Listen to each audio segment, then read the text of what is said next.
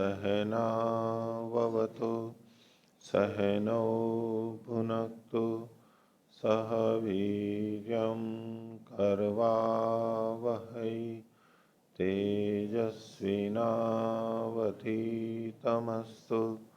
मा विद्विषावहै। ओम शांति शांति शांति।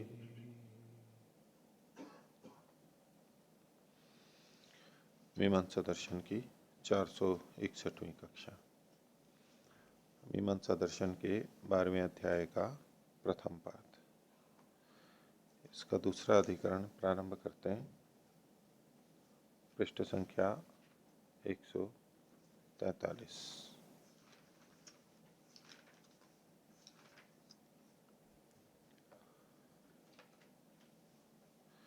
शीर्षक है पशुपुरडाशे अन्यतो अलभ्य उपकाराणाम आज्य भागादीनाम कर्तव्यत्वाधिकरणम। तो पशु में जो पशु पुरोडाश होता है, पीछे जो चर्चा चल रही थी उस पशु पुरोडाश के विषय में, अन्य तो अलभ्य और दूसरी जगह से अप्राप्त उपकाराणाम उपकारों का। उपकार कौन से हैं? आज्य भाग आदि, ये प्रयाज के बाद में किए जाते हैं। तो आज्य भाग आदि जो है उनके कर्तव्य का अधिकरण है, ये सिद्धांति कहेगा। तो वैसे तो प्राप्त नहीं हो रहे थे इसमें, लेकिन जो जो उपकार करने वाले आज्य भाग आदि हैं उनको करना चाहिए। जैमिनी के मत में ये कह रहे हैं सिद्धांति, 7वां सूत्र, जैमिने परतंत्रापत्ते स्वतंत्र प्रतिषेध स्यात्। जैमिनी के मत में है कि परतंत्र की आपत्ति होने पर, एक तो अपना तंत्र होता है अंग आदि, एक दूसरे का होता है, तो दूसरे का यदि हमारे यहाँ पर प्राप्त हो रहा है, एक जगह दूसरी जगह प्राप्त हो रहा है, तो स्वतंत्र प्रतिषेध स्यात्, उसका अपने तंत्र का प्रतिषेध हो जाता है। या तो उसका अपना ही होता तंत्र, लेकिन अगर दूसरे का तंत्र वहां प्राप्त हो रहा है तो इसके अपना तंत्र वहां पर प्रतिषेध हो जाएगा। ऐसा नहीं कि दोनों होने लग जाएं, वो भी तंत्र आ गया और ये तंत्र चल ही रहा है तो दो तंत्र मिल जाएंगे तो दिक्कत हो जाएगी। पूरी तंत्र व्यवस्था एक हो रही है तो वो पूरी आ जानी चाहिए, पहले वाली हटनी चाहिए, मिली जुलनी नहीं होनी चाहिए। ऐसा जैमिनी आचार्य का बात है। तो एतस्मिने व पशुपुरडाशे चिंता, पशुपुरडाश के विषय में ही विचार कर रहे हैं कि आज्य भागो कर्तव्य उतरने इति, आज्य भाग करने चाहिए या नहीं। आह तथा एतत् परीक्षम, पहले ये परीक्षा कर लें, उसके आधार पर निर्णय कर लेंगे किम प्रसंगेन चोदको बाध्यते उत प्रयोग वचना इति। ये जो प्रसंग होता है इससे किसकी बाधा होती है? प्रसंग में पहले से प्राप्ति भी होती है, प्राप्ति होते हुए भी प्रसंग होता है ये, तो किससे प्राप्ति थी? चोदक वचन से प्राप्ति हो रही थी तो वो बाधित होगा, और यदि प्रयोग वचन की से प्राप्ति हो रही थी तो वो बाधित होगा। ये कहते हैं कि यहाँ प्रसंग के द्वारा चोदक बाधित होगा या प्रयोग वचन बाधित होगा। दोनों में अंतर क्या पड़ रहा है? यदि चोदको बाध्यते ततो न कर्तव्य, यदि चोदक बाधित हो रहा है इस प्रसंग से तो ये नहीं करने चाहिए आज्य भाग, क्योंकि चोदक बाधित हो गया तो आज्य भाग प्राप्ति नहीं होंगे वहां पर। अतः प्रयोग वचन तथा कर्तव्य इति, अगर प्रयोग वचन बाधित हो रहा है तो ये आज्य भाग करने चाहिए, क्योंकि वो चोदक वचन से प्राप्त हो जाएंगे। और जब चोदक वचन बाधित होगा तो प्रयोग वचन इनको प्राप्त करवा नहीं रहा है, इसलिए यहाँ पर नहीं होंगे आज्य भाग। किम पुनरत्र युक्तम, क्या चीज संगत है? पूर्व पक्षी कहता है चोदको बाध्यते इति, चोदक बाधित हो जाएगा। किम कारणम? अनुमानिक चोदक, चोदक यानी अतिदेश वचन तो अनुमानिक होता है। प्रत्यक्ष प्रयोग वचन, प्रयोग वचन प्रत्यक्ष होता है, और प्रत्यक्षम च अनुमानात् बलीय, प्रत्यक्ष अनुमान से बलवान होता है। दुर्बल से च बाधो न्यायो न बलीय, ऐसा दुर्बल का बाध ही न्याय है, न कि बलवान का।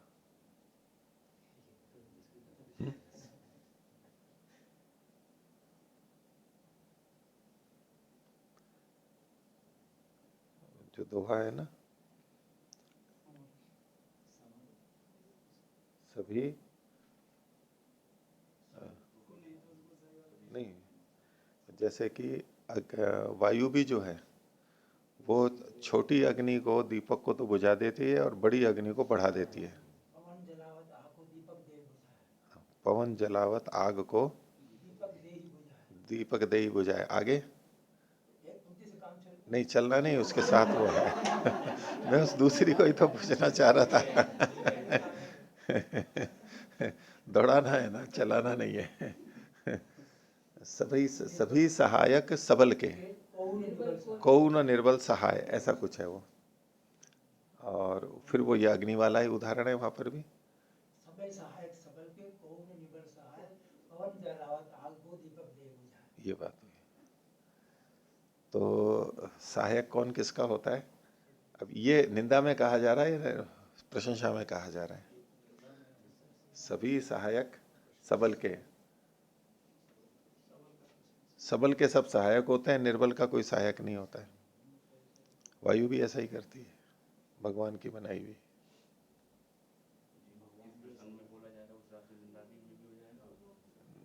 अच्छा, तो प्रसंग से बताओ, देखें ये निंदा कहाँ होगी और प्रशंसा कहाँ होगी। लोक में कैसे बोला जाता है? लोक में ये निंदा में बोला जाता है। भाई जो समर्थ हैं, जो जिनको रोटी मिल रही है उनको रोटी दे दो, सबको है कि मैंने इन्हीं को देना है। और जो निर्बल है उनको नहीं ध्यान दे रहे।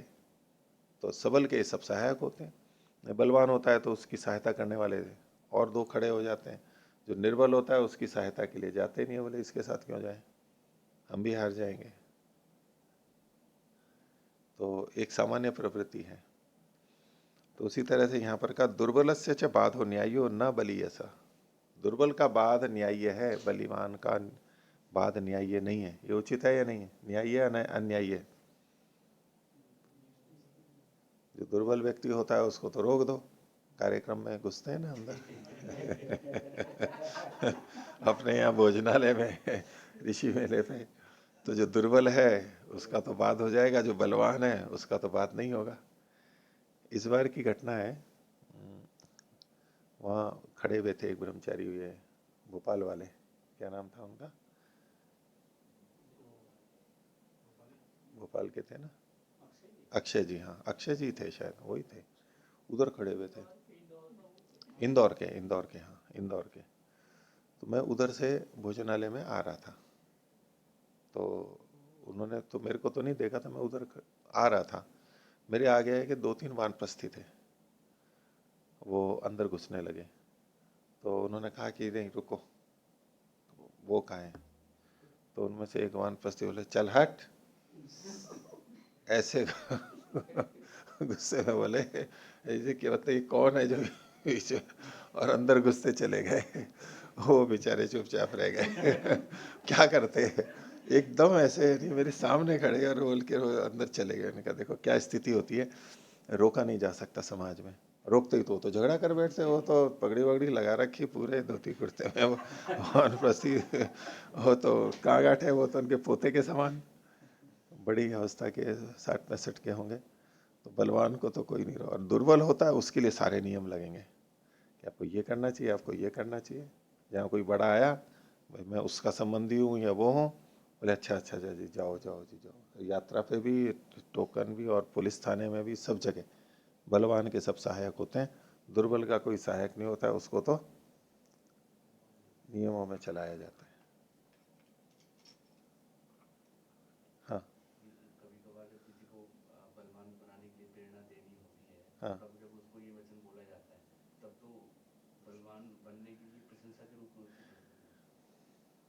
ये आप परिकल्पना कर रहे हो कि इसको वहां लगा सकते हैं, ऐसा करते नहीं है, ऐसा किया जा सकता है, ये आप कह रहे हो ठीक है कि भाई किसी को बलवान बनाना है, कि देखो बलवान बनो तो सब जने तुम्हारी सहायता करेंगे, बलवान नहीं बने तो कोई सहायता नहीं करेगा तुम्हारी। ये जो उस तरह प्रेरणा के लिए कहा जा रहा है ये प्रशंसा में है। लेकिन जो लोगों के व्यवहार की दृष्टि से देखा जाता है तो वो गलत व्यवहार माना जाएगा, ये ऐसा गलत माना जाता है। लेकिन यहाँ क्या लिखा है, दुर्बल से च बाधो न्यायो न बली। ऐसा न्याय क्या है? दुर्बल का बाध कर देना उचित है और सबल का अनुचित है।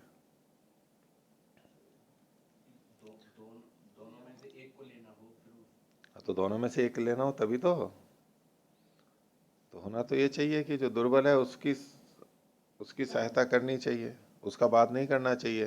बलवान तो अपने ढंग से कुछ भी कर लेगा। तो हाँ, वो तो कहीं भी निकाल लेगा, दुर्बल को कहाँ से मिलेगा, उसको तो देना। तो ये यहाँ कुछ इस तरह से है कि दुर्बल मतलब दोष वाला, दुर्बल मतलब दोष वाला। और एक है, मान लो हमें रस्सा चाहिए, तो एक कटा हुआ रस्सा है उसको काम में लेंगे या साबुत रस्सा काम में लेंगे, हमें कोई विशेष काम करना है तो जो साबुत है उसी को काम में लेंगे, जो दोष युक्त है उसको काम में नहीं लेंगे। उस उन संदर्भों में कि जिसमें दोष होते हैं, जो दुर्बल है तो दुर्बल है, दुर्बल माने तो प्रमाणों के अंदर कौन सा प्रमाण मान्य होगा, दुर्बल प्रमाण मान्य होगा या सबल प्रमाण मान्य होगा? क्यों? तो दुर्बल की रक्षा करनी चाहिए ना, उसको मानना चाहिए? नहीं, वो उसमें गुण है कि उस सबल को माना जाएगा। ये प्रमाण की बात है ना, अनुमानिक और प्रत्यक्ष, अनुमान और प्रत्यक्ष। तो यहाँ उस तरह मनुष्यों पे नहीं ले जाना है इसको कि, लेकिन जो प्रबल होता है, प्रबल प्रमाण कौन सा है? एक ने दर्शन का प्रमाण दिया उपनिषद का और एक ने वेद का प्रमाण दिया, तो कौन से प्रमाण को मानेंगे? वेद को, बलवान को मानेंगे ना, दुर्बल को छोड़ देंगे ना? देखो, सबई सहायक सबल के, तो ये तो प्रमाण के और उसी में तो ठीक है, अच्छी चीज जो अधिक योग्य है उसी को ही प्रमाणिक माना जाएगा, मानना ही चाहिए। एवं चेत न कर्तव्य, अच्छा, न च बली, ऐसा है, एवं चेत न कर्तव्य, अगर ऐसा है तो फिर इनको नहीं करना चाहिए आज्य भाग को। चोदके नहीं तो प्राप्य याताम, म की जगह यह कर लीजिए, ये चोदक से प्राप्त होंगे, सच यह बाधितत्वात् नास्ति थी, इसलिए चोदक बाधित होने से यहाँ है ही नहीं, इसलिए आज्य भाग नहीं करने चाहिए, ये पूर्व पक्षी ने कहा। सिद्धांत कह रहा है एवं प्राप्ति उच्यते जैमिनेर आचार्य से मतम कर्तव्य आज्य भागो इति, आज्य भाग करने चाहिए जैमिनी आचार्य का। दुर्बल का भी सहायक कोई ना कोई तो मिल ही जाता है ना, दुर्बल की भी पूछ रखने वाला कोई सहृदय लोग होते हैं जो दुर्बल की भी रक्षा करते हैं। कुतः यथा परतंत्रापत्ते स्वतंत्र प्रतिषेध से, परतंत्र की आपत्ति होने पर, आने पर स्वतंत्र का, उसका अपना जो तंत्र है उसका प्रतिषेध हो जाए, इसी को खोल रहे हैं। ये तो सूत्र का अंश है, यस्य स्वस्य तंत्रस्य, म की जगह त कर लीजिए, यस्य स्वस्य तंत्रस्य कार्य, उसके अपने तंत्र के कार्य में परतंत्रम आपद्यते, दूसरे का तंत्र यदि आ जाता है, तस्य मतलब उसका स्वस्य प्रतिषेध से, तो उसके अपना प्रतिषेध हो जाता है। यथा पौरोडाशिका नाम पाशुकम, जो पौरोडाशिकों में जब पाशुक तंत्र आ जाता है तो पुरोडाश का अपना तंत्र वहां हट जाएगा। यस्य तो न किंचित परकीयम कार्यम आपद्यते तत्प्रतिषेधो न युक्त, और जिसका कोई परकीय कार्य प्राप्ति ही नहीं आ रहा है उसका प्रतिषेध तो ठीक नहीं है, वो तो उसी का अपना तंत्र चल रहा है। जैसे कि यथा देवदत्ते यजदत्त यानम आरूढ़े, देवदत्त जो है वो यजदत्त के वाहन पे आरूढ़ हो गया है, यान में चढ़ गया है, देवदत्त यानम निवर्तते, देवदत्त का यान हट जाता है वहां पर, लेकिन न वस्त्रालंकार, ये जो उसका, उसने खुद ने, देवदत्त ने जो वस्त्र अलंकार आदि पहन रखे थे वो थोड़ा ना हट जाते हैं, वो तो वो पहने पहने ही बैठता है वहां पर, यान हट जाता है। क्यों ऐसा हुआ? कि जिस एक के तंत्र में परतंत्र प्राप्त हो रहा है, उसकी अपनी यान की जगह पे दूसरे का यान प्राप्त हो गया, तो अब उसका अपना यान नहीं चलेगा, वो दूसरे के यान में ही जाएगा। आजकल कहते हैं ना सलाह कि आप लोग कार्यालय जाते हो, आसपास के लोग तो एक ही वाहन में चले जाया करो, सब आप अलग अलग वाहनों में जाते हो, ज्यादा प्रदूषण होता है, भीड़ बढ़ती है। लेकिन वो अपना काम, अपने वस्त्र और सामान वगैरह वो तो नहीं छोड़ते, वो तो रखते ही हैं। तो अब क्यों क्यों रखते हैं? क्योंकि वस्त्रालंकार तो उसके अपने तंत्र थे, उसमें परतंत्र कुछ प्राप्त नहीं हो रहा था, दूसरे का तंत्र कि भाई ये कपड़े पहनो, ये आभूषण पहनो। जहां दूसरे का प्राप्त हो रहा था वहां अपना हट गया, वहां अब अपना नहीं रहेगा, और जहां दूसरे का प्राप्त नहीं हो रहा था वहां अपना रहेगा, वहां दूसरे की बात नहीं आएगी। तो यथा देवदत्ते यजदत्त यानम आरूढ़े देवदत्त यानम निवर्तते न वस्त्रालंकार, न च इह आज्य भागयो कार्य किंचित पाशुकम अंगम आपत्त्यते, ये जो आज्य भाग करते हैं इसमें पाशुक अंग कुछ भी प्राप्त नहीं हो रहा है, तस्य प्रतिषेध होना युक्त है, इसलिए उसका प्रतिषेध ठीक नहीं है। तस्मात् तयो अनिवृत्ति, इसलिए आज्य भाग की निवृत्ति नहीं होगी। और जो आपने कहा था यत्तु प्रत्यक्ष प्रयोग वचन है थी, प्रयोग वचन तो प्रत्यक्ष है, वो बाधित नहीं, वो बलवत्ता की बात कही थी। तो नई बात प्रयोग वचन से प्रवृत्ति, यहाँ प्रयोग वचन की तो प्रवृत्ति ही नहीं है। न ही अंगानी उपगृहणीयात, अंगानी, या के बाद या में नीचे ऊ की मात्रा लगा लीजिए, ह्रस्व, इस और मात्र का अध्ययन करेंगे। स ही अंगानी उपगृहणीयात, मात्र अंगों का ही ग्रहण कराए वो।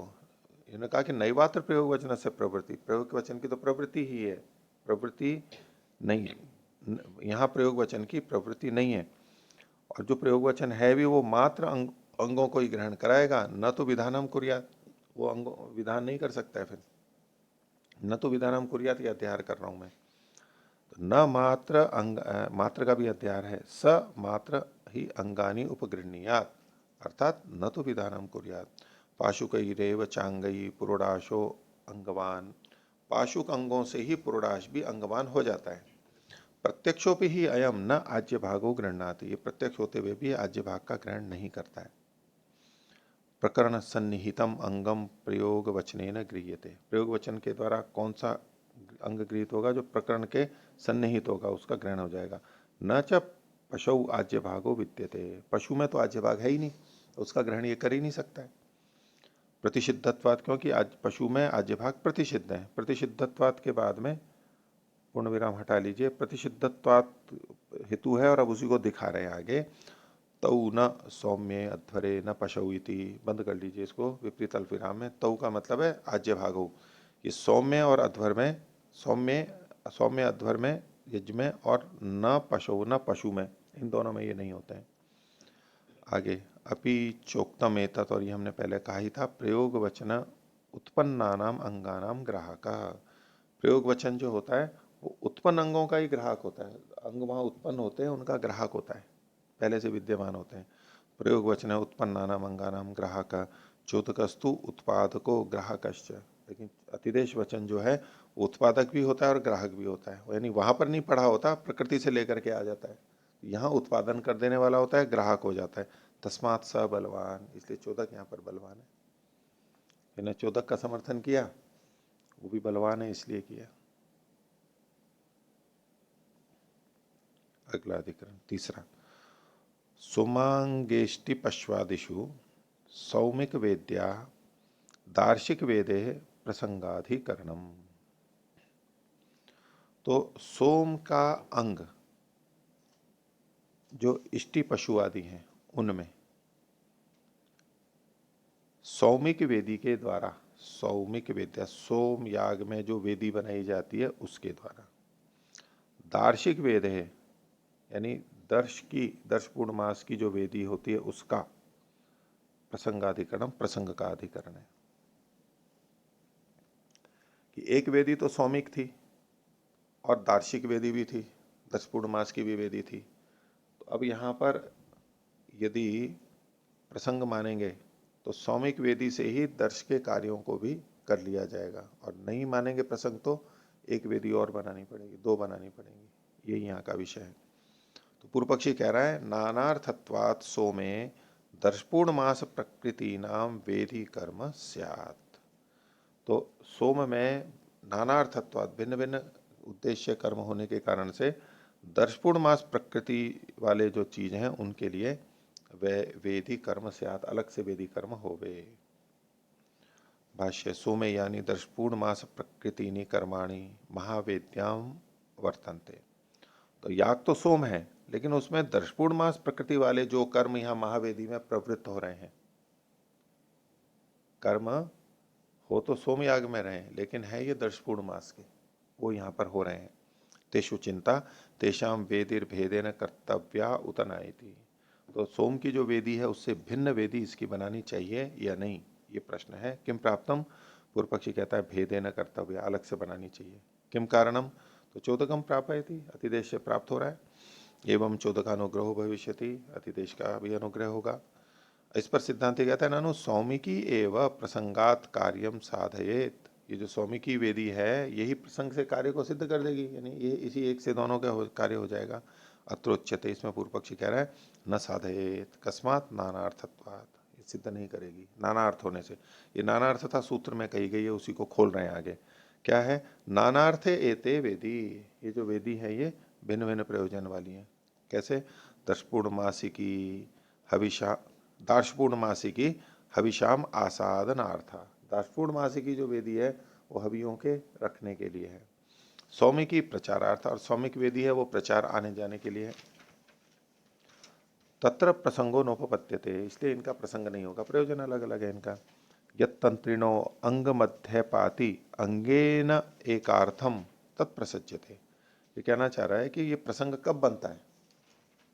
पीछे भी आई बात थी, बात सिद्धांति ने कही थी, यत तंत्रिणो अंग मध्य पाति, तंत्री के अंगों के बीच में अगर कोई चीज है तो अंगेन एकार्थम तत्प्रसज्यते, अंग के कारण वो एकार्थता प्रसक्त हो जाती है, आ जाते हैं। जैसे कि यथा पाशुका प्रयाजा पौरोडाशिकेशु, पाशुक जो प्रयाज है वो पौरोडाशिक में भी प्राप्त हो जाते हैं, वो अंग मध्य में पतित है। न तो यह तथा यह तो ऐसा नहीं है, तस्मात वेदी ही कर्तव्या, इसके लिए वेदी अलग से करनी चाहिए। सिद्धांति कहता है 9वें सूत्र में अकर्मवा कृतदोषा स्यात्, तो अकर्मवा ये नहीं करनी चाहिए, अलग से नहीं करनी चाहिए, क्योंकि कृतदोषा स्यात्, जो कीवी है वो दूषित हो जाएगी। नवा कर्तव्य दार्शिकी वेदी अलग से नहीं करनी चाहिए। कुतः कृतदोषा स्यात् साक्रियमाणा केवलम सौमिक्या वेदे कृताया दूषणम स्यात्, वो कर दी जाएगी तो सौमिकी जो वेदी है जो पहले से की हुई है उसके दूषण के लिए होगी। न किंचित स्वार्थम साधयति, और अपना कोई प्रयोजन भी अलग से सिद्ध नहीं कर पाएगी। पूर्व पक्षी कह रहे हैं ननु हविषाम आसादनम तत्र करिष्यते, वही वेदी बना देंगे तो हवियों को वहां रखा जाएगा ना। सिद्धांत कह रहा है शक्यम तो तन महावेद्याम अपनी कर्तुम, ये तो महावेदी में भी किया जा सकता है, महावेदी में भी तो रखा जा सकता है। पूर्व पक्षी कहता है ननु अन्यार्था साहित्युक्तम, भाई वो महावेदी तो अन्य के लिए थी, सोम के लिए थी। सिद्धांत कहता है अन्यार्थापि सती हविषाम आसादने अधिकारिणी भवितुम प्रभवती, यद्यपि सोम के लिए है लेकिन फिर भी हवि के आसादन की अधिकारिणी भी यह हो सकती है।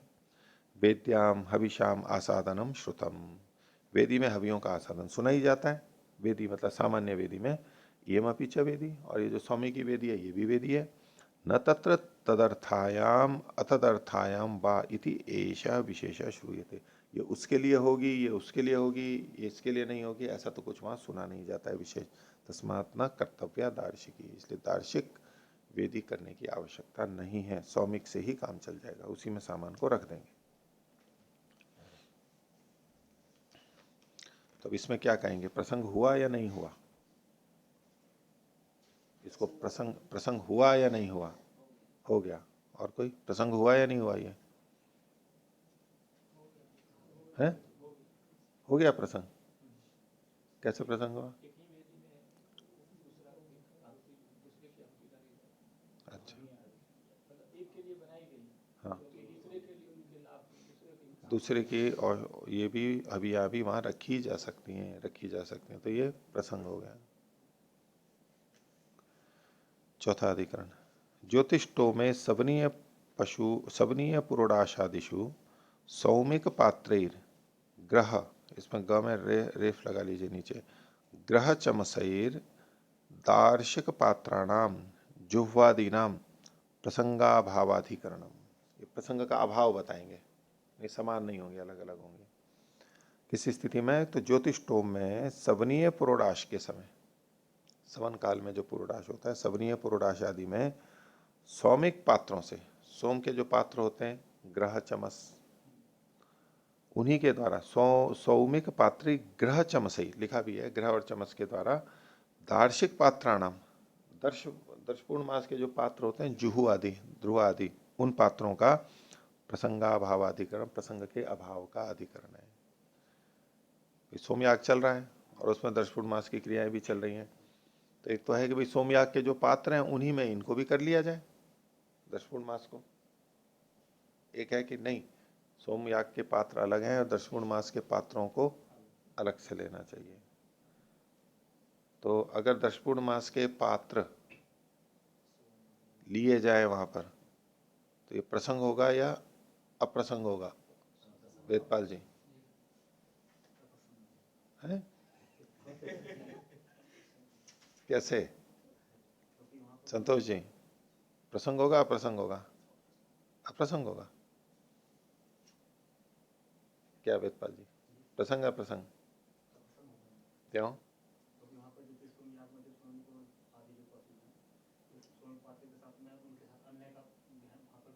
पात्र सोमयाग के पात्र कौन से? ग्रह और चमस।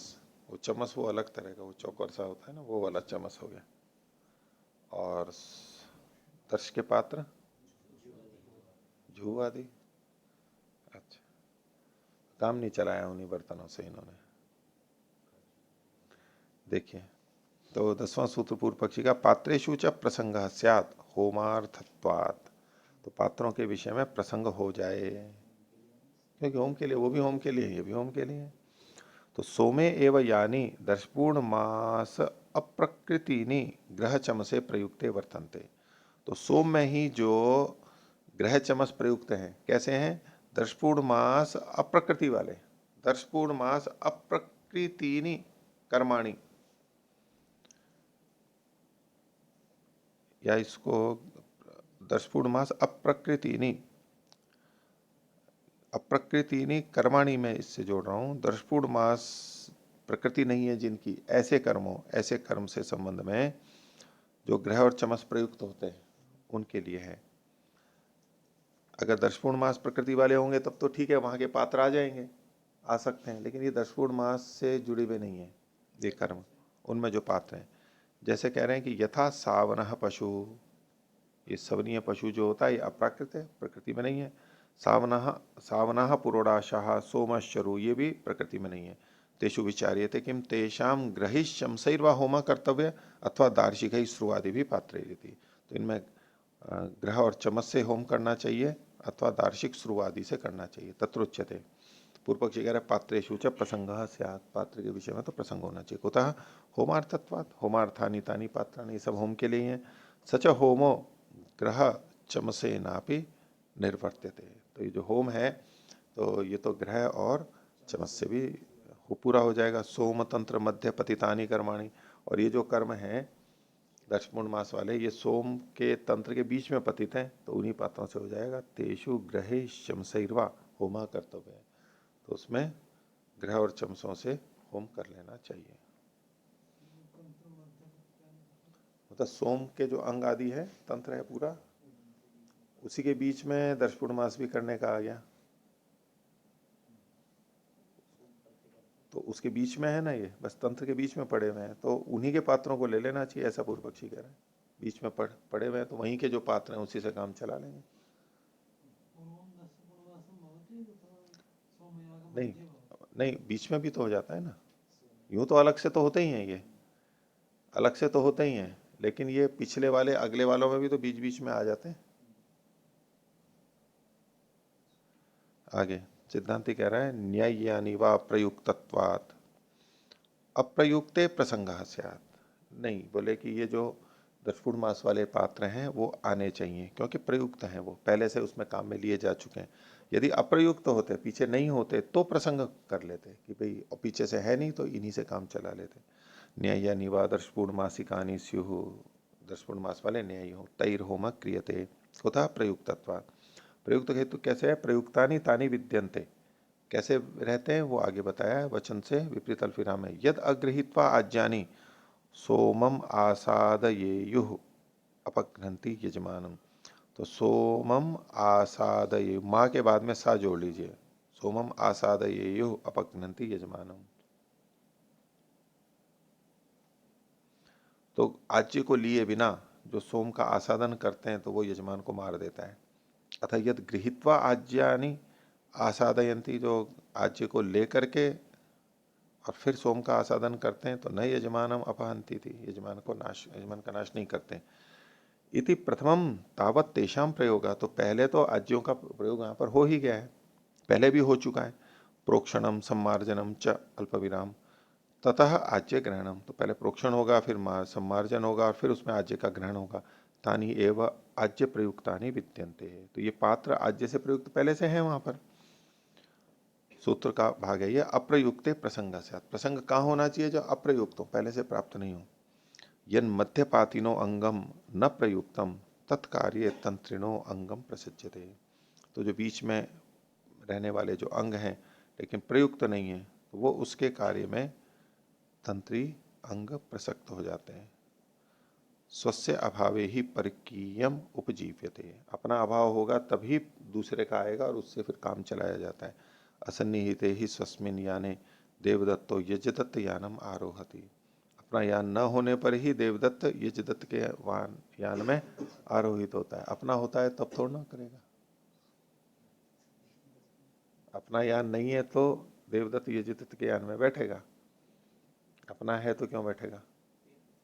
है तेल बचाने के लिए। देखो आगे कहा है इन्होंने, सन्निहिते तो स्वयाने नैव ही याति, क्यों? तत्र ही तस्य यादृशम स्वातंत्र्येण गमन सुखम न तादृशम पर्याप्त, अपने अपने वाहन में जाने का जो सुख होता है वो दूसरे के यान में नहीं होता है। वो केवल यान में बैठने का सुख नहीं है। अपना यान होता है तो हम कहीं भी चले गए, कहीं भी रोक लिए, कहीं भी किसी भी दुकान पे रुक गए, थोड़ी देर अधिक लगा ली हमने तो भी कोई बात नहीं है। दूसरे के यान में होंगे तो उसको तो जाना इधर, वो कहेंगे अच्छा उधर जाना पड़ेगा, वो सोचेगा कि अच्छा उधर से जाना पड़ेगा। फिर वो किसी काम के लिए गया है तो सामान ले रहा है, उतने में कोई परिचित मिल गया, दो बात करने लगे, वो उधर बैठा हुआ अंदर प्रतीक्षा कर रहा है वो सोचता है कि भाई जल्दी आओ जल्दी आओ, वो कहे कि बस आया आया बात कर। तो बाधा होती है ना, अपनी स्वतंत्रता नहीं रहती है। तो जो सुख अपने यान में है वो दूसरे के यान में नहीं है।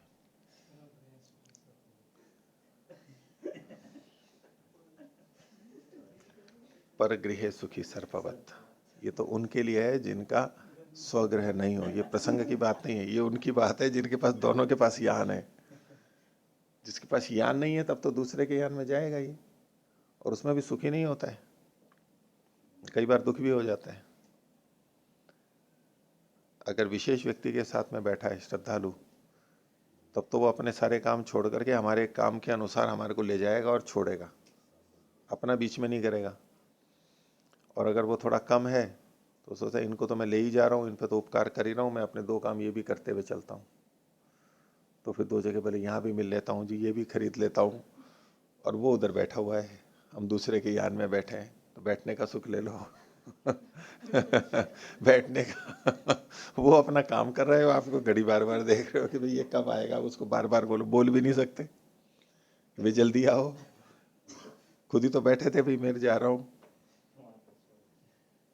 तो फिर उसमें तो फिर दूसरे के अनुसार चलना पड़ता है। उसको कहीं भी है काम हो गया, अब नहीं कह सकता वो कि भाई जल्दी चलो, मुश्किल होता है कहना, काफी सहन करने के बाद बहुत मजबूरी होगी तो बोलेगा। तो अपने यान का जो सुख है ना वो दूसरे के यान का सुख नहीं है। तत्र ही तस्य यादृशम स्वातंत्र्येण गमन सुखम, यान का सुख नहीं है ये गमन का सुख है स्वतंत्रता से आना जाना, चलो इधर से चलते हैं, बोले चलो थोड़ा घूमते हुए चलते हैं, इधर हवा खाते हुए चलते हैं वो कह नहीं इधर शहर में से चलेंगे, अब उसी में हो जाएगा किस रास्ते से जाए, ये गंदगी है यहाँ नहीं, इस तरह से नहीं, इधर से जाएंगे, बाईपास से जाएंगे, हाईवे से जाएंगे। तो ऐसे ये कह रहे हैं, पुरोडाशा नाम अपनी दार्शिक ही पात्रैर यादृशम सादृश्यम सातगुण्यम तादृशम गृह चमसैना। तो पुरोडाश के भी जो दार्शिक पात्र हैं उनसे जितना सदगुण्य होता है अच्छी तरह से घृत आदि का करना, वैसा गृह और चमस में कहाँ से होगा? वो गृह चमस में यूँ करेंगे तो टपकेगा उधर, उसके मुंह तो चोंच तो ना निकली हुई है, ढंग से तोड़ना देगा, उतने लंबे तोड़ना है वो गृह और चमस, तो छोटे छोटे से हैं, तो वो कैसे करेगा? न तत्र प्राकृत्यो वृक्ष जातय प्रोक्षणादयश्च संस्कारा लभ्यन्ते। और इनमें यानी जो सौमिक हैं, ग्रह और चमस है, इसमें प्रकृति वाले जो वृक्ष की जातियां थी, किस वृक्ष से बनाना चाहिए वो, और प्रोक्षण आदि संस्कार तो यहाँ नहीं होते हैं। ग्रह चमसे तेषाम अभाव, ग्रह और चमस में इनका अभाव होता है। ये भी सौमिका तई पुरोडाशा नाम असंबंध। और जो सौमिक हैं उनका भी पुरोडाशों से इसलिए असंबंध है। पूर्व पक्षी कह रहा है यदि पुनर्दार्शिकानि अप्रयुक्तानि भवेयु, ये तो चलो आपने ये कह दिया कि दार्शिक हैं वो प्रयुक्त हैं, पहले से प्राप्त हैं तो ले लो काम में, बोले कभी प्रयुक्त ना हो तो वहाँ काम में नहीं लिए हुए हो तो क्या करोगे? तो यदि पुनर्दार्शिकानि अप्रयुक्तानि भवेयु किम ग्रह चमसम प्रसज्येता, तो तब तो ग्रह चमस ले लोगे। सिद्धांत कह रहे हैं न अति बुरा है ब्रूमा दार्शिकानि एवं प्रसज्येरन, दार्शिक ही वहां पर आएंगे। यत्र भ की जगह यत्र तंत्रिणो अंगम क्रियमाणम इतरस्यापि कृतम भवति तत्र प्रसंग, प्रसंग कहाँ होता है? जहाँ जो तंत्री होते हैं अंग को करते हुए दूसरे के लिए भी किए हुए हो जाते हैं, वहां प्रसंग होता है। यथा पाशुकेशु प्रयाजेशु क्रियमाणेशु पौरोडाशिका, ये उदाहरण पहले आ ही चुका है। यह तो गृह चम से प्रयुक्त नेत्राणी प्रयुक्तानि भवंती, या तो गृह चमस प्रयुक्त होने पर फिर दूसरे के लिए प्रयुक्त होते नहीं है। नहीं सोमे हुए माने पुरोडाशा होता, सोम का होम कर लेने पर पुरोडाश का तो होम नहीं हो जाता है। तस्मात न अस्ति अत्र प्रसंग, नास्ति अत्र प्रसंग, यहाँ प्रसंग नहीं होगा। पूर्व पक्ष कह रहा है किम तर्हि इदम उच्यते अप्रयुक्ते प्रसंग स्यादिति, आपने ये कैसे कह दिया कि अप्रयुक्त होने पर प्रसंग होवे। तो सिद्धांत कह रहा है यदि प्रयोग येषाम नोपपद्येत प्रतिषिध्येत वा तथा प्रसंग स्यादित्यर्थः। तो अप्रयुक्त का मतलब क्या है कि जहां प्रयोग इनका संभव ही नहीं हो, उत्पन्न ही नहीं होता हो, या तो निषेध कर दिया गया हो, वहां प्रसंग होवे, तब तो पी सकते हैं। पात्रों का, दार्शिक पात्रों का। देखिए जैसे यज्ञशाला में बैठे हैं, यज्ञशाला के पात्र हैं, आचमन के पात्र हैं, अब प्यास लग गई, अब पानी पीना है तो किस पात्र में पिएंगे? तो जो उचित पात्र है उससे गिलास आदि, और पहले पिया भी है, रखा भी है, तो अब किससे पिए? पात्र तो ये भी है, इससे भी पी सकते हैं, उससे भी पी सकते हैं। तो किससे पीना चाहिए? जो प्रयुक्त है, पहले से आया हुआ है पीने के लिए, उसी से पीना चाहिए, इससे नहीं पीना चाहिए। ये तो पहली बात हो गई। अब दूसरी बात जो कहा कि यदि वो संभव ही नहीं हो, यानी है ही नहीं, वो दूसरा पात्र ही नहीं है, बस है जो वो ही है। अब किसी बच्चे को, वृद्ध को प्यास लग रही है, अब क्या करें? तो उसी से पी लेते हैं। तो अगर और कोई नहीं उपाय है तो ये कर लेते हैं, अथवा ये निषेध हो कि यज्ञशाला में दूसरे पात्र नहीं आने चाहिए। कई बार यज्ञशाला में होता है ना, भाई यहाँ पर आपको जो दोने वोने बांटेंगे खाना पीना, यहाँ यज्ञशाला में आपको नहीं करना है। यज्ञशाला में कोई ऐसा पीने वीने की चीजें और पात्र नहीं आने चाहिए, ऐसा निषेध है, तब तो जो पात्र है उसी से किया जा सकता है। तो या तो संगत नहीं हो रहे हो, उत्पन्न नहीं हो रहे हो, या तो निषेध हो, तब तो चला जाएगा, तब तो प्रसंग बन जाएगा, नहीं तो प्रसंग नहीं बनेगा। दर्शपूर्ण मास वाले जो है ना पात्र, बस उनके संदर्भ में है ये है।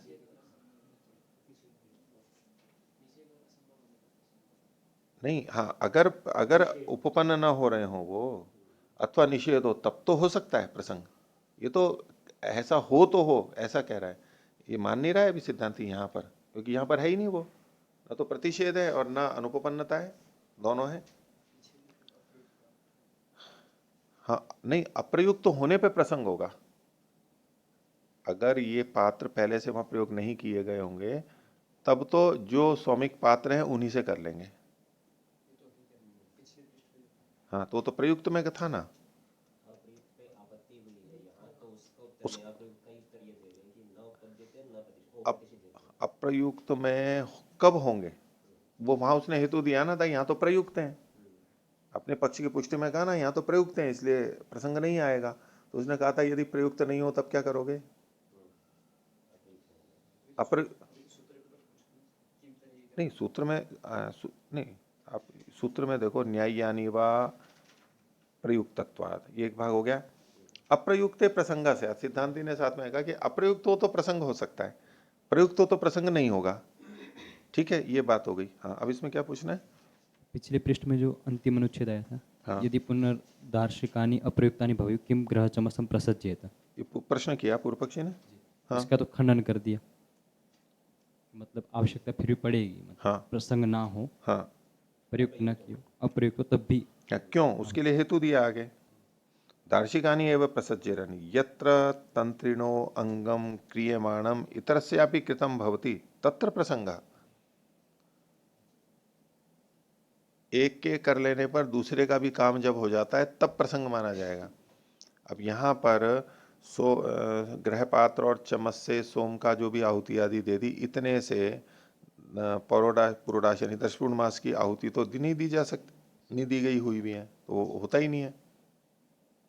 भाई महल में दीपक जल रहा है और राजपथ पे भी प्रकाश हो गया है, तो वहां प्रसंग मान लेंगे, भाई हो जाता है, इसी से वो हो गया है, लेकिन यहाँ तो हुआ ही नहीं है वो। तो भले ही प्रयुक्त नहीं है तो भी इसी को लाना पड़ेगा। ये तो पहले बात कह दी, फिर आगे कह रहे हैं। तो बोले फिर आपने जब ये बात थी कि प्रयुक्त हो या ना हो तो भी आपको ये पात्र तो लाने ही पड़ेंगे। फिर आपने ये क्यों कह दिया था सूत्र में किम तरही इदम उच्यते अप्रयुक्ते प्रसंग से आदिति, ये फिर क्यों कहा था आपने?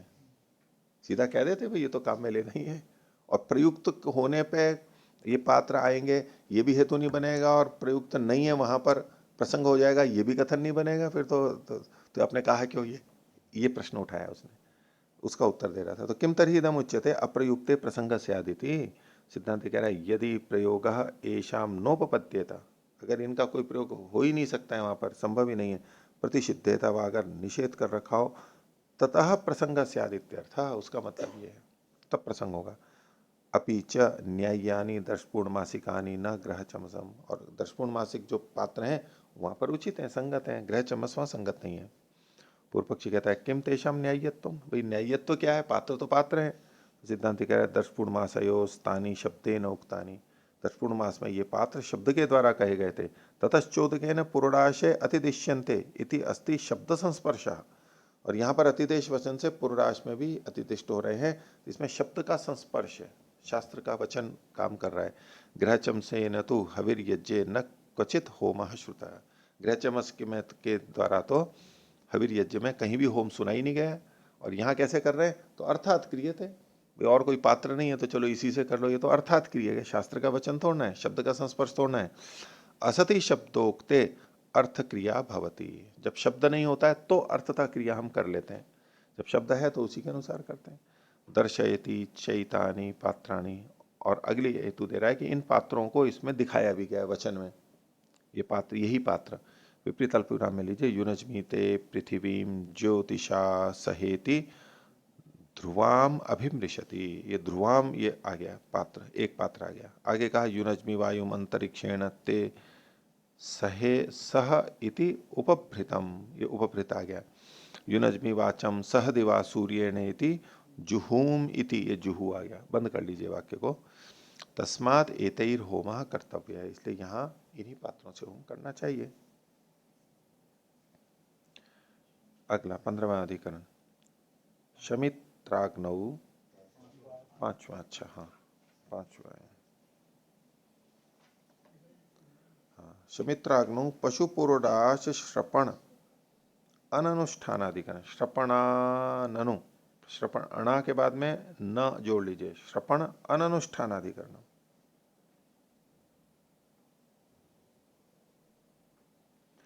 तो शामित्राग्नि होती है, उसमें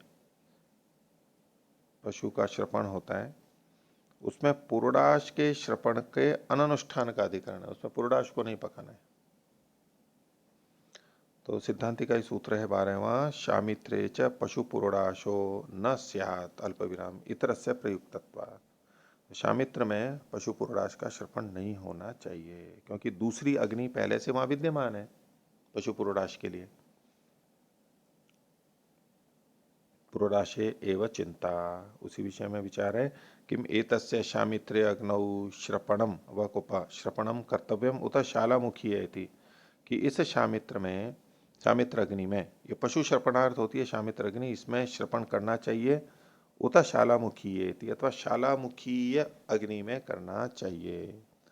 शालामुखीय जो है ये आवनीय अग्नि को ही कहा गया है। इसमें दो आवनीय अग्नियां होती हैं, एक प्रागवंशशाला में होती है, पहले कर्म प्रागवंशशाला में चलता है, तो दक्षिणाग्नि होती है, गार्हपत्य होती है और आवनी होती है, ठीक है। फिर जब हम आगे चले जाते हैं, अवनी अग्नि आगे पूर्व दिशा में हो जाती है, तो जो प्रागवंशशाला में आवनीय थी वो अब गार्हपत्य बन जाती है, वो गार्हपत्य बन जाती है, ठीक है। प्रागवंशशाला की जो आवनीय अग्नि है, पहले तो वही आवनीय थी, लेकिन जब अग्नि और आगे की तरफ ले जाते हैं, उत्तर वेदी में ले जाते हैं, तो अब प्रागवंशशाला की जो आवनीय अग्नि है वो, तो यहां पर क्या मत, उसको कहते हैं शालामुखी है। प्रागवंश शालास्थ जो आवनीय अग्नि है उसको शालामुखी अग्नि कहते हैं, यानी पूर्व में वो आवनीय थी और अब वो गार्हपत्य बन गई है उसमें।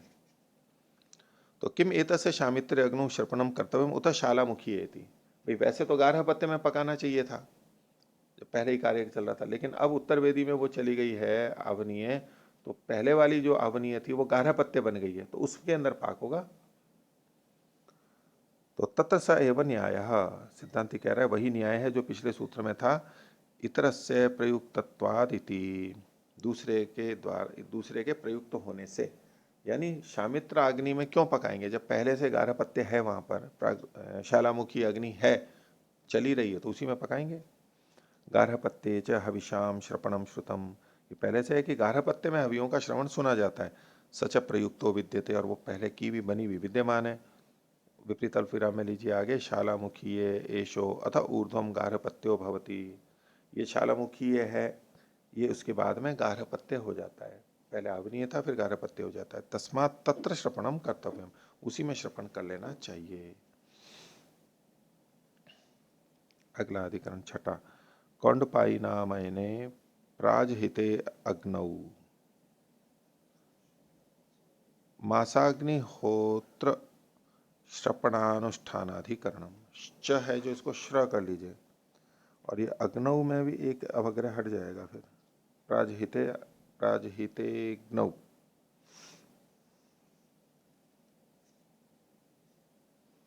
तो कुंडपायिनामयन में प्राजहित जो अग्नि है उसमें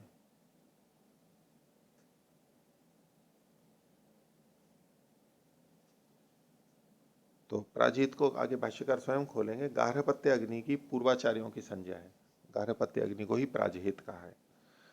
तो मासाग्नि होत्र होत्र श्रपण अनुष्ठानाधिकरण, उस प्राजित अग्नि में ही मासाग्निहोत्र के श्रपण का अनुष्ठान कहा गया है। सिद्धांति श्रपणम च अग्निहोत्र से शालामुखीय न स्यात्, ये जो अग्निहोत्र से संबंधित श्रपण है ये शालामुखीय में ना हो, यानी प्रागवन शाला में जो शालामुखी पीछे जो हम चर्चा कर रहे थे। क्यों? प्राजहितस्य विद्यमानत्वात्, क्योंकि प्राजहित यानी गार्हपत्य अग्नि वहां पर विद्यमान है। तो भाष्य, कौंडपायिनामयने अग्निहोत्रे चिंत्यते, कौंडपायिनामयन में जो अग्निहोत्र हो रहा है उसके विषय में चर्चा है। किम तदीयस्य द्रव्यस्य शालामुखीय श्रपणम अथवा प्राजहित इति, तो शालामुखी में करें या प्राजहित में करें।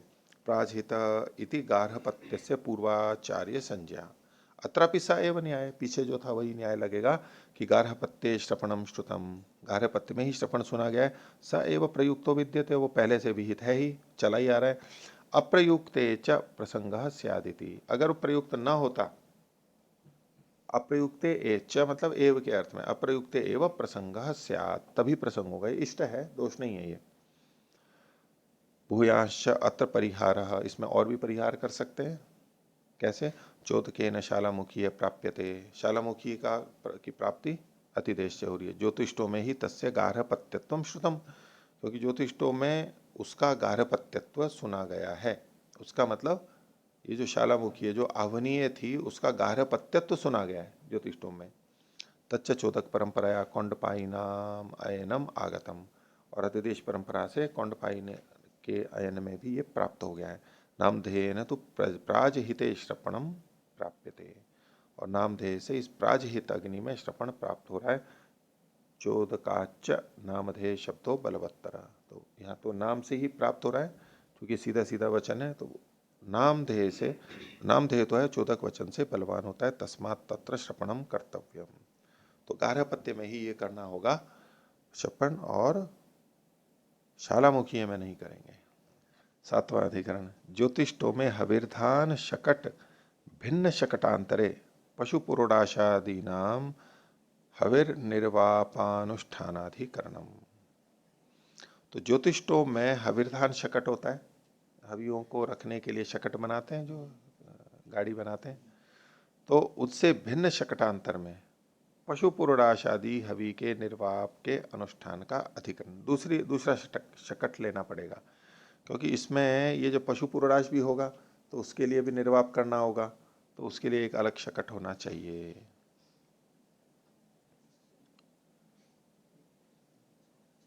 ये प्रसंगाभाव बताएंगे, प्रसंग का अभाव बता रहे हैं, क्योंकि दूसरा शकट ले रहे हैं। पूर्व पक्षी कह रहे हैं नहीं उसी शकट से काम चल जाएगा ना। तो चौदहवां सूत्र है, हविर्धाने निर्वपणार्थम साधयेताम प्रयुक्तत्वात्, तो हविर्धान के संदर्भ में निर्वाप के लिए वही उसको पूरा कर देगा, प्रयुक्त होने से पहले से विद्यमान है। कृते हविर्धाने यानी औषध गुणकानि ऐष्टिकादि कर्माणि वर्तन्ते। तो हविर्धान के बना देने पर, हविर्धान मंडप जो होता है वो बन गया है, तो जो औषध गुण वाले ऐष्टिक कर्म हैं, कौन से, उसको उदाहरण दे रहे हैं। यथा पशु पुरोडाशः, सवनीयः पुरोडाशः, सौम्यश्चरु, ये औषध गुण वाले हैं। तेषु विचार्यते किम तेषाम निर्वापो हविर्धाने कर्तव्य है, इनका निर्वाप हविर्धान में कर लेना चाहिए। अथवा अनो अनंतरम उपादेयम इति, नो के बाद में अवग्रह लगा लीजिए। अथवा अनो अनंतरम, अनस शकट को बोलते हैं, तो अनंतर शकट, दूसरा शकट या शकट ले लेना चाहिए। किम प्राप्तम, तो पूर्व पक्षी कह रहा है हविर्धाने निर्वापणार्थम साधयेताम एकम वा। तो हविर्धाने मतलब ये द्विवचन है, प्रथमा का द्विवचन। निर्वापण के लिए इन दो को, हविर्धान को सिद्ध करे, एकम वा अथवा एक को सिद्ध करे, उसी से हो जाएगा। क्यों होता है, प्रयुक्तत्व, प्रयुक्त होने से। प्रयुक्तम अस्ति, पहले से विद्यमान है। यह हविर्धान मंडप में, हविर्धान शकट है, ये दो दो होते हैं वहां पर, तो बोले कि दो का प्रयोग कर ले या एक का कर ले, होता है प्रयुक्तत्वात्। प्रयुक्तम अस्ति शक्नोति च तेषां निर्वापम साधयितुम, उनका निर्वाप वहां कर सकते हैं। अन्य से उपादाने केवलम अनर्थको व्यापार आपत्त्यते, दूसरा एक और बनाओगे तो बस अनर्थक व्यापार होगा, कर तो लोगे लेकिन व्यर्थ होगा। तस्मात् तयोः अन्यतरेण निर्वापः कर्तव्य, उन दोनों में से, दो शकट हैं उनमें से किसी एक में कर लेना चाहिए। इस पर सिद्धांति कहता है असिद्धिर्वा, सिद्ध नहीं हो पाएगा। अन्य देशत्वात् अल्प विराम, क्योंकि भिन्न देश वाला है। प्रधान वैगुण्यात, और प्रधान का वैगुण्य हो जाने से अल्प विराम अवैगुण्य प्रसंग स्यात्, अगर विगुणता नहीं होती तब तो प्रसंग हो जाता, लेकिन यहाँ विगुणता हो रही है इसलिए प्रसंग नहीं होना चाहिए। तो अब इसमें परिग्रह अपरिग्रह की बात आएगी कि एक और को लेकर के काम चलाना चाहिए या नहीं, यानी ये तो दूसरी जगह पे है इसलिए नहीं, यहाँ तो दूसरा ही लेना चाहिए, आवश्यकता है वहां तो 15वां सूत्र सिद्धांति का असिद्धिर्वा अन्य देशत्वात् प्रधान वैगुण्यात् वैगुण्य प्रसंगा स्यात्। भाष्य असिद्धिर्वा हविर्धानाभ्याम निर्वापस्य, तो हविर्धान में जो हविर्धान जो शकट है उनसे इसकी सिद्धि नहीं हो सकती। क्यों, न ताभ्याम साधयितव्यः, उनके द्वारा ये सिद्ध नहीं होना चाहिए। कुतः, उसमें हेतु है प्रधान वैगुण्यात्, प्रधान की विगुणता हो रही है। क्या विगुणता आगे बताएंगे। निर्वापस्य देशः, निर्वाप का एक देश है, वो क्या है, अपरेण गार्हपत्यम प्राग ईशमनो अवस्थितम भवति। तो अपरेण गार्हपत्यम, गार्हपत्य के अपर भाग में यानी पश्चात, पश्चिम भाग में, गार्हपत्य अग्नि के पश्चिम भाग में, गार्हपत्य जहां पर है। यद्यपि प्रागवंशाला में गार्हपत्य भी पश्चिम में ही है, लेकिन उसके भी पश्चिम में रहेगा ये।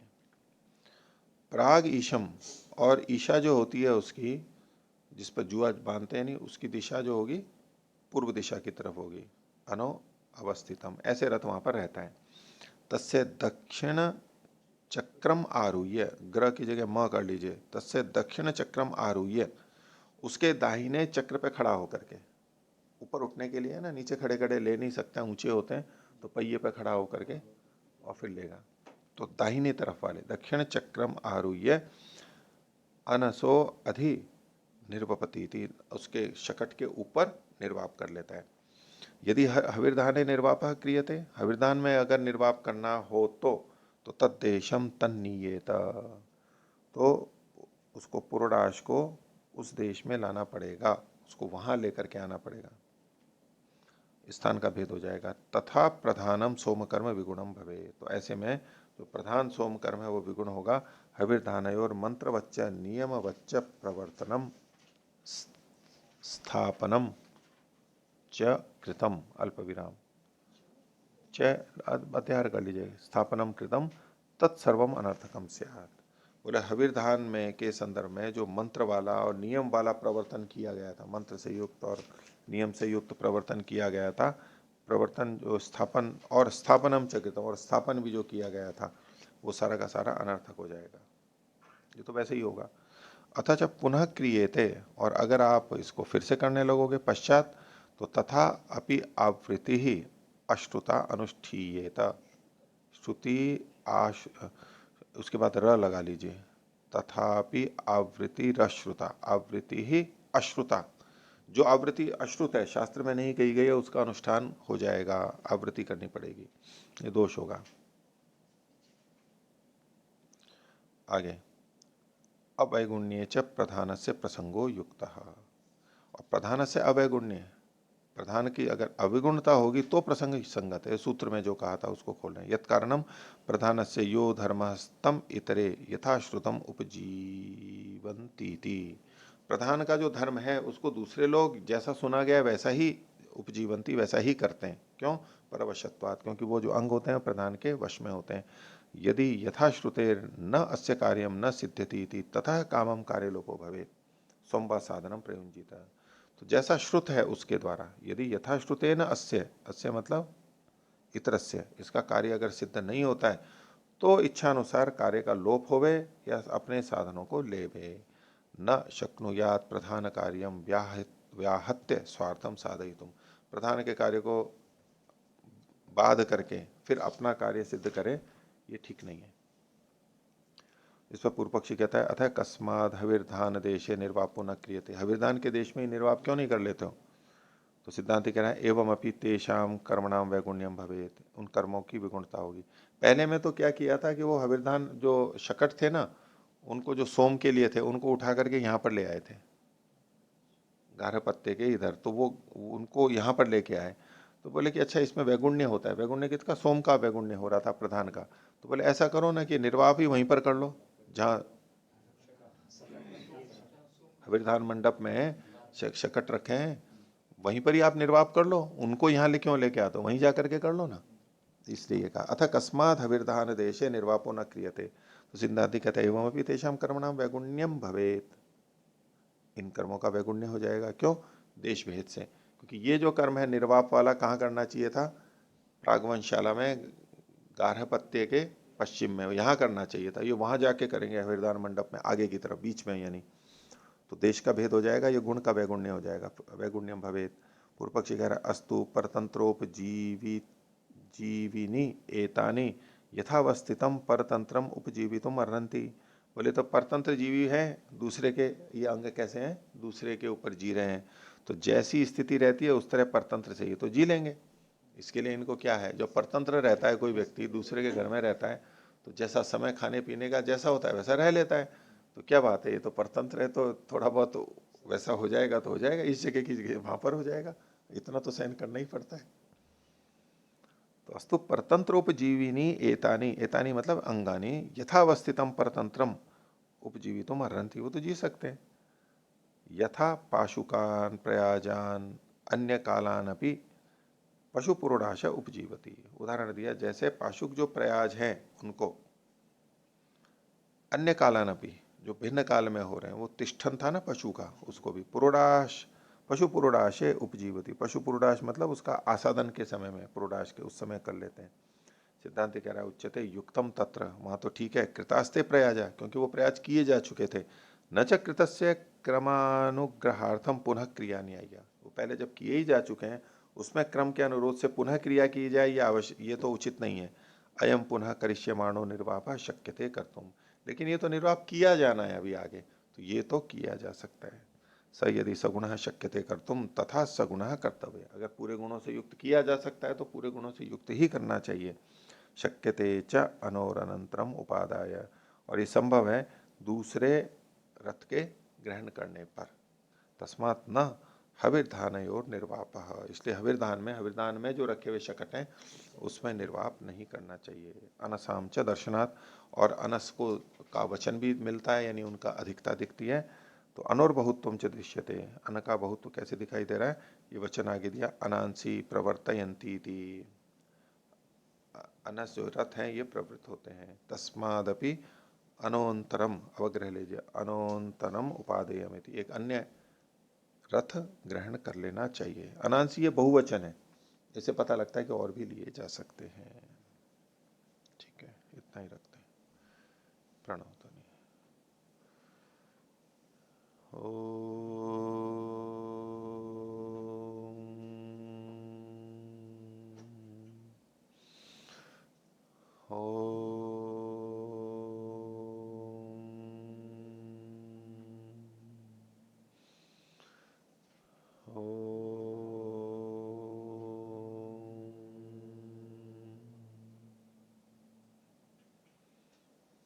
सभी को सादर अभिवादन। ओम शांति।